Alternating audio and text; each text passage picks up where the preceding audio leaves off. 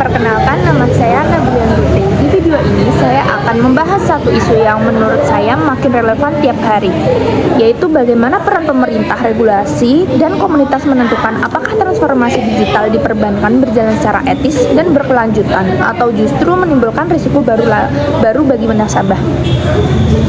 Mengapa pengawasan pemerintah itu penting? Transformasi digital perbankan itu bukan cuma soal aplikasi yang makin canggih. Di baliknya ada data pribadi jutaan nasabah, transaksi bernilai triliunan rupiah, dan potensi resiko cyber yang terus berkembang.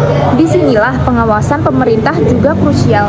Di Indonesia, OJK atau Otoritas Jasa Keuangan sudah menyusun cetak biru transformasi digital perbankan sejak 2021 sebagai peta jalan bagi bank untuk berinovasi tanpa mengorbankan keamanan.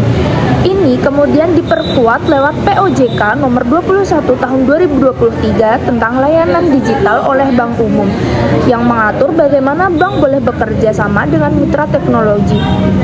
Termasuk aturan ketat soal akses data nasabah, bank hanya boleh membuka data nasabah ke mitra dengan persetujuan nasabah dan demi kepentingan nasabah itu sendiri.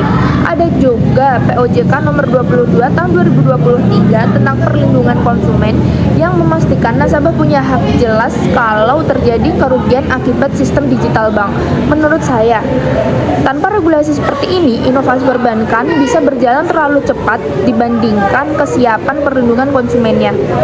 Bank berlomba menambahkan fitur, tapi keamanan data dan transaksi malah jadi nomor 2. Regulasi memastikan keduanya berjalan seimbang. Contoh nyata yaitu transformasi digital di BNI.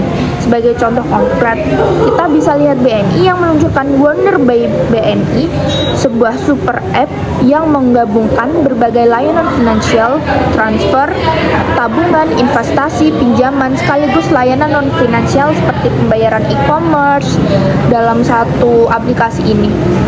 Ini sejalan dengan arah dan didorongnya OJK lewat app IT Game Changer dalam roadmap pengembangan perbankan tahun 2020 sampai 2025, di mana super app jadi salah satu strategi percepatan transformasi digital perbankan nasional.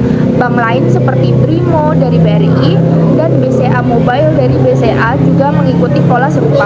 Menariknya, di balik kemudahan super app ini ada risiko nyata kebocoran data, phishing, sampai penyalahgunaan teknologi baru. Karena itu, OJK juga mewajibkan penilaian kematangan digital bank lewat SEOJK Digital Maturity Assessment supaya bank tidak hanya dinilai dari fitur, tapi juga dari seberapa matang sistem keamanan dan tata kelola risikonya. Kemudian yaitu peran kolaborasi dengan pemerintah dan komunitas. Tapi regulasi saja tidak cukup. Transformasi digital yang berkelanjutan butuh kolaborasi 3 arah. Yang pertama pemerintah bank, kemudian bank, dan masyarakat. Dari sisi pemerintahan, Bank Indonesia mengatur sistem pembayaran seperti QRIS yang justru dibangun lewat kolaborasi lintas bank di fintech, supaya masyarakat kecil sekalipun pedagang di pasar misalnya bisa ikut menikmati manfaat digitalisasi tanpa harus punya infrastruktur yang mahal. Dari sisi komunitas, literasi digital jadi kunci. Percuma bank punya sistem keamanan canggih kalau nasabahnya masih mudah tertipu modus phishing atau berbagai OTP sembarangan. Proses edukasi masyarakat baik dari OJK lewat kampanye bijak ber-banking maupun dari bank secara langsung jadi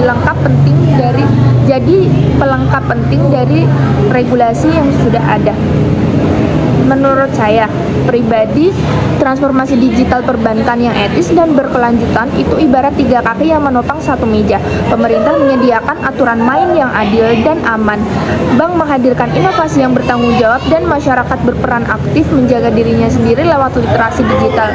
Kalau salah satu kaki ini lemah, seluruh sistem jadi goyah, entah lewat kebocoran data, penipuan digital, atau eksklusi masyarakat yang belum melek teknologi.